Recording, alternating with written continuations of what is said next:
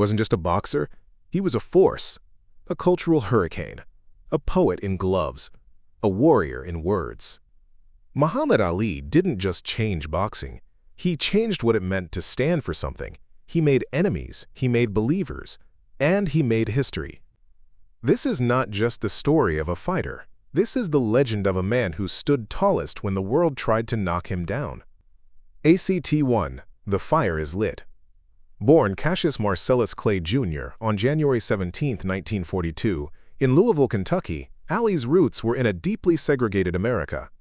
His father painted signs, his mother cleaned homes, but young Cassius was born with something else, something louder, bigger, hungrier. At age 12, when his red bicycle was stolen, he told a police officer he wanted to beat up whoever took it. The officer replied, "Well, you better learn to fight first." That man, Joe Martin, a boxing coach, unlocked a spark that would set the world ablaze. Clay trained obsessively. He talked big, fought harder, and rose quickly. He won 6 Kentucky Golden Gloves titles and 2 national titles. In 1960, at just 18, he earned a spot on the U.S. Olympic team and won the gold medal in Rome. But America wasn't ready to celebrate a black champion.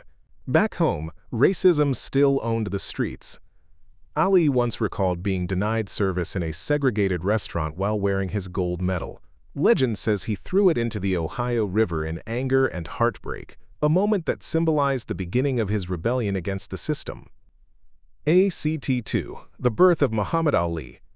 In 1964, everything changed. Cassius Clay stunned the world by defeating the fearsome Sonny Liston in a match few thought he could win. He didn't just win, he dominated. He danced, he taunted. And when Liston quit on his stool after the 6th round, Clay ran to the ropes and shouted, "I'm the greatest. I shook up the world." Just 22, he was the heavyweight champion of the world. But the real aftershock came after the fight. Clay announced he had joined the Nation of Islam and changed his name to Muhammad Ali, a name given by Elijah Muhammad himself. He renounced his slave name, saying, "Cassius Clay is my name no more." The press refused to acknowledge it, opponents mocked him. But Ali never looked back. Ali's conversion wasn't just spiritual, it was political. He aligned with Malcolm X, whom he considered a mentor. He became a voice of black pride, standing tall in a time of civil rights clashes and assassinations. His boxing wasn't just performance, it was protest. ACT-3, When Champions Defy Empires. In 1967, Ali's greatest fight wasn't in the ring, it was in the courtroom. Drafted into the military during the Vietnam War, he refused. "I ain't got no quarrel with them Viet Cong, they never called me the N-word." His stance was clear. No war, no killing, not for a country that denied him dignity. America responded with swift brutality.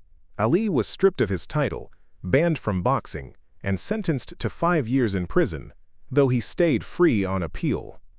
From 25 to 28, his physical prime, Ali was forced out of the ring. He lost millions, he lost years, but he gained immortality.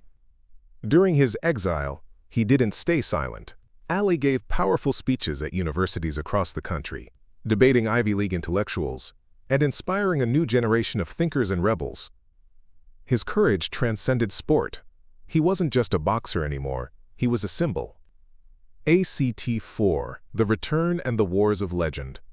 In 1970, public pressure forced boxing to let Ali back in. The world held its breath. His first comeback fights were warm-ups. But the real test came in 1971, the fight of the century, Ali versus Joe Frazier, 2 undefeated champions, toe-to-toe in Madison Square Garden. Ali lost. It was a war. Frazier knocked him down in the 15th. For the first time in his professional career, Ali hit the canvas. But he didn't fall from grace. He became more human, more real, and he wasn't done. He defeated Frazier in a rematch in 1974, then set his sights on a new monster, George Foreman, undefeated, savage, stronger than anyone Ali had faced. Most thought Ali wouldn't survive a round. But Ali had a plan. In Zaire, in the heart of Africa, he faced Foreman in what became the legendary "rumble in the jungle." Ali leaned on the ropes, absorbing punishment in his now famous rope-a-dope tactic. He let Foreman exhaust himself, and in the 8th round, Ali struck like lightning. Foreman crumbled. Ali stood over him, not just a victor but a visionary. He had reclaimed the heavyweight title, but more than that, he had reclaimed the myth. He wasn't just back, he was bigger than ever. ACT 5, Manila, Madness and Mortality. The third fight with Frazier, the Thrilla in Manila in 1975, was more than a boxing match. It was war. Pure, brutal, punishing war.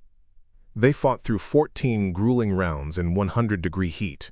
Ali said afterward, "It was the closest thing to dying I've ever known." He won, but barely. Both men were changed forever, scarred, physically and emotionally. Ali continued to fight into his late 30s.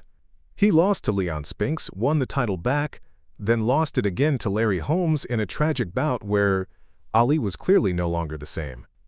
He retired in 1981, his record, 56 wins, 5 losses, 37 KOs. But his fight was far from over.